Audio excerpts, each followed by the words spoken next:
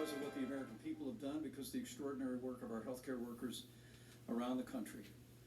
We are encouraged that the average fatality rate continues to be low and steady. And at days earlier this week was actually 90% lower than at the height of this pandemic. We're beginning to see early indications that positivity is flattening, and in Arizona and Florida, we are beginning to see declining numbers of emergency room visits as well.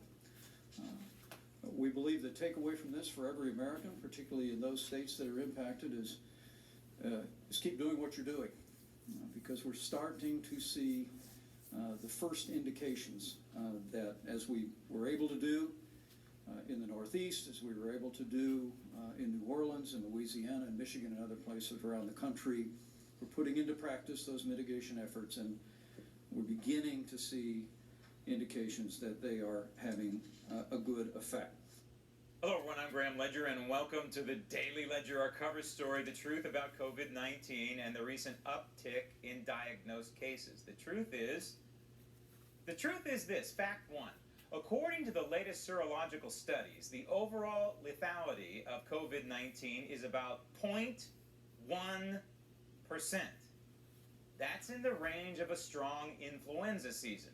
Fact two, the overall mortality rate of the Wuhan coronavirus since the beginning of this year is in the range of a strong influenza season.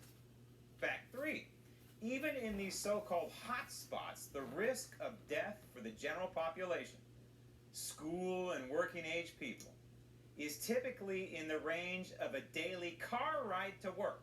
One more? Fact four. More than 95% of all persons who contract COVID-19 develop at most, moderate symptoms. I could go on. But why don't we instead listen to the so-called experts? We went through a holiday weekend, and holiday weekends can impact data on both ends, under-reporting through the weekend and then catch-up reporting on Monday, Tuesday, and Wednesday after holiday weekend. I think the work that these governors have done to and ask the American people to stop going to bars, to close the bars, to move to outdoor dining, to decrease any kind of indoor gatherings again, to all of the Americans out there that are in these 4 states and the states that have, in the report we're in the red zone because there's a series of other states that we have in that zone, is really asking the American people in those counties and in those states to not only use the face coverings, not going to bars, not going to indoor dining, but really not gathering in homes either, and decreasing those gatherings back down to our phase 1 recommendation, which was 10. So the president, vice president, and people with a brain and who do research like yours truly are trying desperately to temper the sky is falling reporting that's scaring the American people to death. And why not be optimistic? The virus appears to be dying. How do we know this? Again, a combination of both digesting the numbers and a little bit of common sense. Yes, of course, open up the schools. There should be no debate.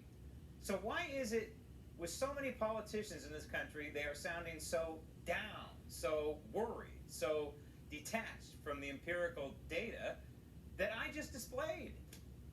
Joining me now from Santiago de los Caballeros, Dominican Republic, urologist and director of men's health and urologic oncology at St. Francis Hospital in the United States, Dr. David Samadi.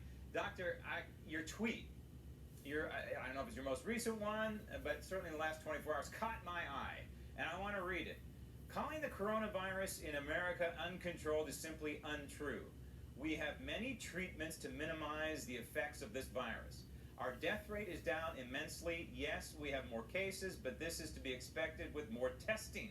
Stay positive and have hope. And I said to myself, yeah, I've heard this before somewhere. It sounds like oh yeah. It sounds like the President of the United States. It sounds like Donald Trump, who's trying to come out and say, yes, we have a problem, but yes, we also have a solution. And this hand-wringing, doctor, that's going on right now, you've talked about this on your Twitter feed as well. This hand-wringing over opening up schools, or whether to open up schools or not.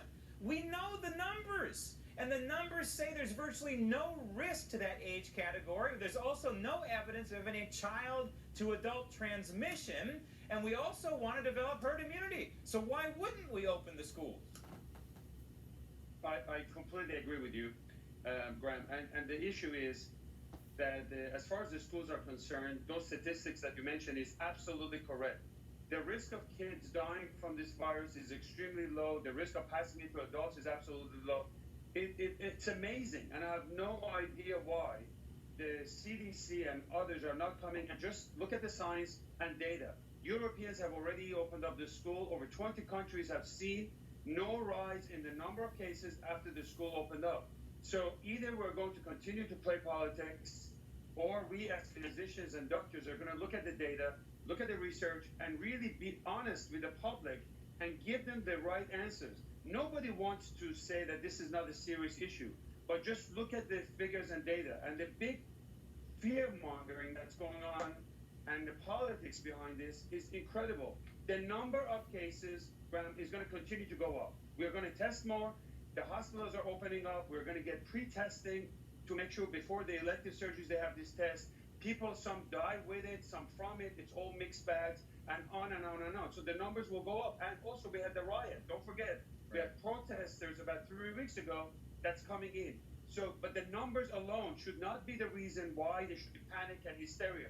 Look at the number of deaths. Look at the entire picture and then judge for yourself. All right, I want to break some of this down, but first, if I can have a short sidebar with you. You touched on something that I've seen developing now during this entire COVID-19 response, and that is the politicization of your work, of doctors and scientists, and it's really not supposed to be that way, is it?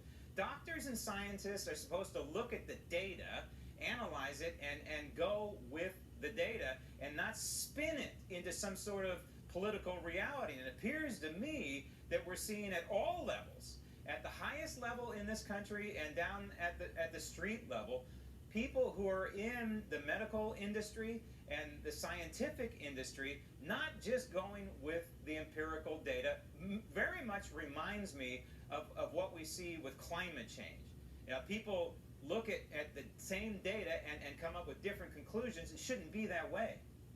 Yes, I agree with you. And I think that, you know, as physicians, we should absolutely make sure that the politics doesn't get into medicine.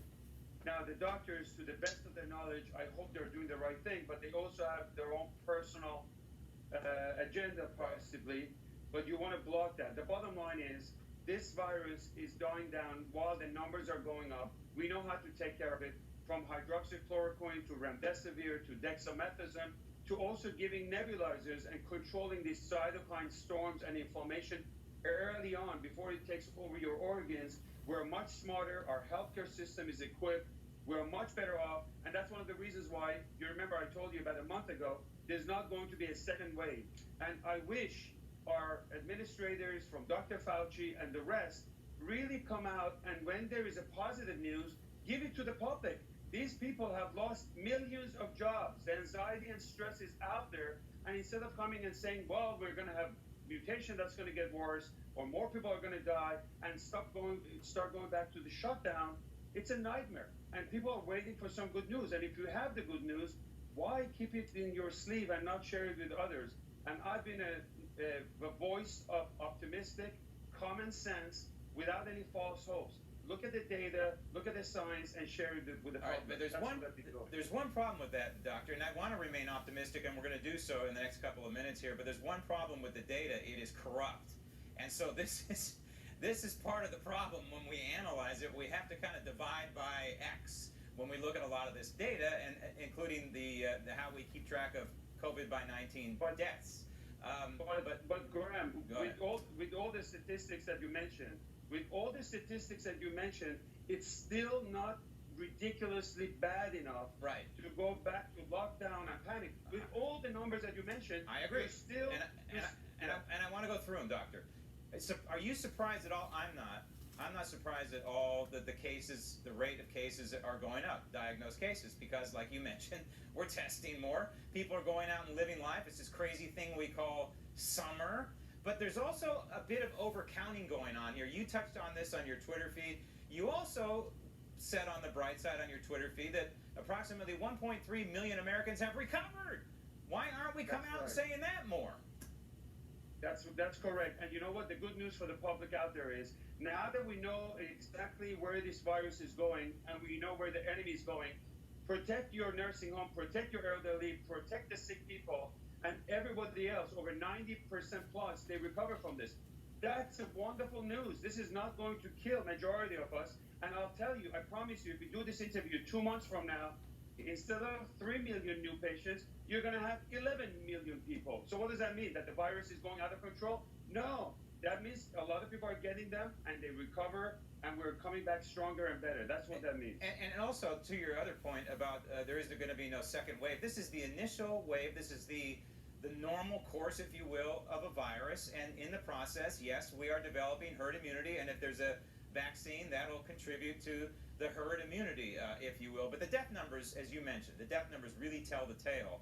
And when you look at the graph, it spikes downward. There's the Governor Murphy spike there when he dumped all the numbers. There's been a slight uptick toward the end. And I think Dr. Birx touched on this after a holiday. You know, the numbers tend to kind of coagulate and they dump them all at once. But over the last few days, it's been 600 dead, 700 dead, 200 dead, 200 dead, and then whatever coming out of the 4th of July holiday. Seems to me, doctor, that we can honestly say, given that graph, as well as a lot of the other data I'm looking at, and I know you look at, that this virus is starting to die one way or another. Would you agree with that statement? I totally agree with that, and I think that it's people, they need to understand there would be small spikes here and there. If it's not in Florida, it's going to go to Georgia. If it's not in Georgia, it's going to travel all over the country with these small peaks and valleys. And as you open, you're going to see these small spikes that will show up. But the bottom line is, look at the exact curve that you just discussed. Yesterday in Connecticut, there were no deaths. This is a wonderful news. And the numbers you're talking about, with the curve slowly coming down, if you put the graph of the last 6 months, last 4 months, look at the entire picture, not like exactly like a snapshot of a couple of days. That doesn't make any sense. The graph is going exactly to the direction that you discussed. And I'm very optimistic and I'm very hopeful that we're winning this war against COVID. No question about it. In fact, it's dropping so low, doctor. If you go on the CDC website and you poke around how the CDC defines an epidemic, if you look at the numbers, I don't think that the Wuhan coronavirus, if it continues at this rate, at that low level, 200 dead in the United States of 330 million people is a very, very small number for one day. And so if you look at the CDC definition of an epidemic, it doesn't even meet the definition of an epidemic anymore. And so that's another thing that I think our leaders need to come out and say exactly what I'm saying. Hey, there is some good news out there. I think the epidemic is over, if not nearly over. Dr. Samadi, thank you. Coming up next, the radical call at the national level to defund police. Also ahead, no class, no need for that visa. It would put 80,000 more Venezuelan students under F1 at risk, and it would put thousands of other people who are from countries that are currently in humanitarian crisis and that don't have any other place to go.